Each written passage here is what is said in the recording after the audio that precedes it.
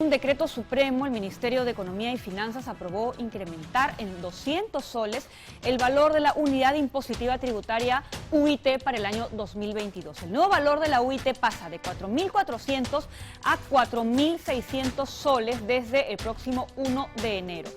Cabe precisar que la UIT es usada para determinar impuestos, multas, sanciones, determinar obligaciones contables, inscribirse en el registro de contribuyentes y otras obligaciones formales. Ahora, ¿conviene, no conviene? ¿Va a perjudicar? ¿Va a beneficiar?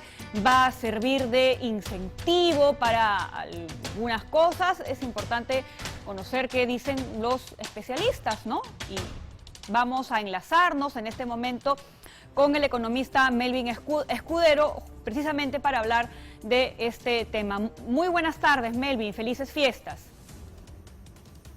Sí, muy buenas tardes. Bueno, has logrado analizar esta situación, porque hay que recordar que venimos de un pedido de facultades que se le otorgó al Ejecutivo en parte, ¿no? Y se le negó precisamente en este tema, ¿no? En el tema de los impuestos, pero ahora resulta que sorpresivamente elevan la UIT. Esto es potestad del Ejecutivo, pero de alguna manera también encaleta un alza de impuestos. Mire, ¿qué tal? Efectivamente ha habido mucha preocupación en la sociedad y en los diferentes agentes económicos respecto al tema tributario. Y es entendible por las circunstancias de crisis que atravesamos en el país. No obstante, todos los años la UIT, Unidad Impositiva Tributaria, tiene que ser actualizada siguiendo más o menos el ritmo de la inflación. En este año se está subiendo la UIT de 4.400 a 4.600, son 200 soles.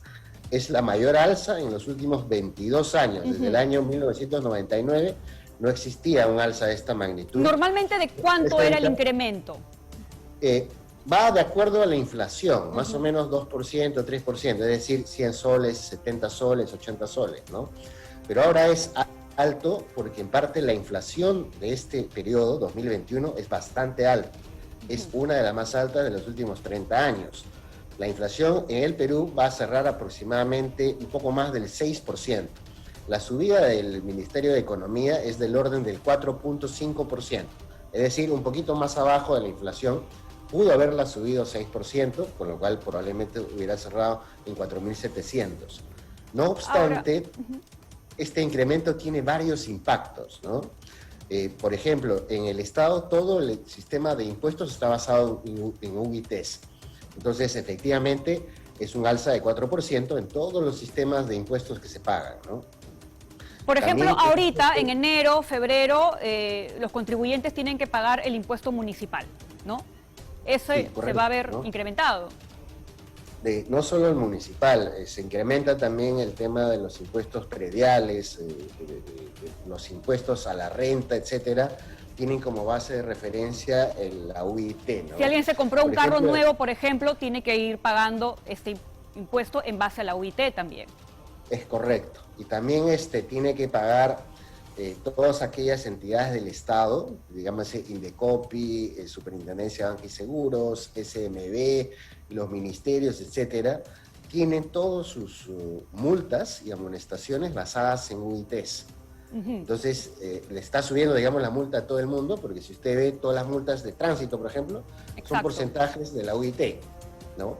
Entonces, todas las multas están subiendo 4.5%, ¿no? A nivel de todo el país, para todas las entidades. Por ese lado podría ser también una forma de desincentivar el hecho de cometer infracciones, porque el porcentaje no va a cambiar, pero finalmente en cantidad de dinero sí va a ser mucho mayor. Sí, en parte sí, porque al ajustarse con la inflación, efectivamente, ahora te pega más en el bolsillo casi todos los tipos de multa, ¿no? Incluyendo las multas de transporte, ¿no? O sea, casi todas las multas de transporte están basadas en UITs, pero también las multas administrativas. Cuando la Indecopi sanciona a alguna entidad por ejemplo, competencia desleal, te pone la multa en UITs. O cuando la SBS sanciona a una entidad microfinanciera o a un banco, te pone la multa en UITs, ¿no?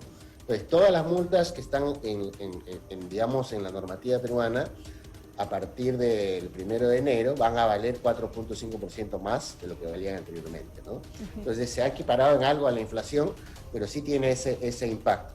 Ahora, el país está en un proceso de, digamos, entender hacia dónde va la dirección de este gobierno. Este tipo de medidas, digamos, son administrativas, no generan mayor problema. Lo que sí preocupa es cómo se va a administrar el gasto público en los siguientes trimestres, cómo se va a financiar el mayor gasto que se está pensando realizar, ¿no? El Congreso no le ha dado al gobierno carta blanca, es más, le ha impedido hacer una modificación en los impuestos a la minería, le ha impedido hacer modificación en el impuesto a las personas naturales, porque el gobierno quería subir esos impuestos.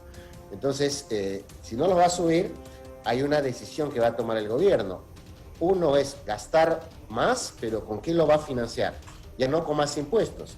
Entonces solo tiene la posibilidad de hacerlo con más gastos, digamos más deuda, emitiendo en los mercados internacionales, o controlar el tema de los gastos y generar mayor recaudación tributaria, pero combatiendo la evasión, lo cual siempre es difícil, pero ese es el reto del gobierno, ¿no? Ahora, efectivamente, el reto es lograr también la mayor formalización. Y con esta medida también aumentaría, por ejemplo, las tasas de formalización, ¿no? Las inscripciones que, por ejemplo, nuevos emprendimientos deseen hacer para formalizar sus negocios, también tendrían que pagar más dinero para hacerlo. Así es, y de hecho muchas exoneraciones están también basadas en la UIT, ¿no? Por ejemplo, en el impuesto a la renta, todos los trabajadores dependientes tienen sus impuestos, digamos, en base a UITs.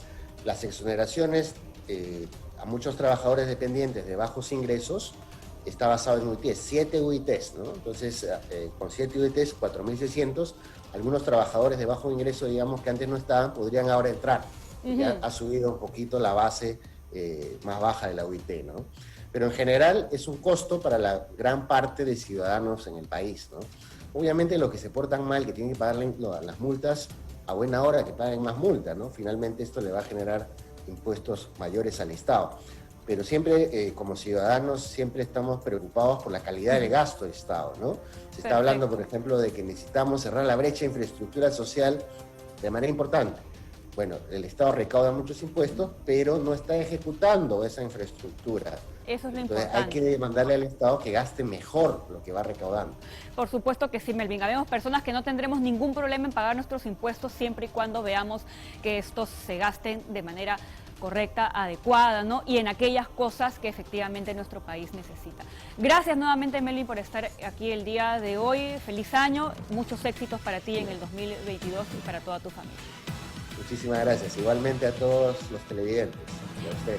Gracias nuevamente.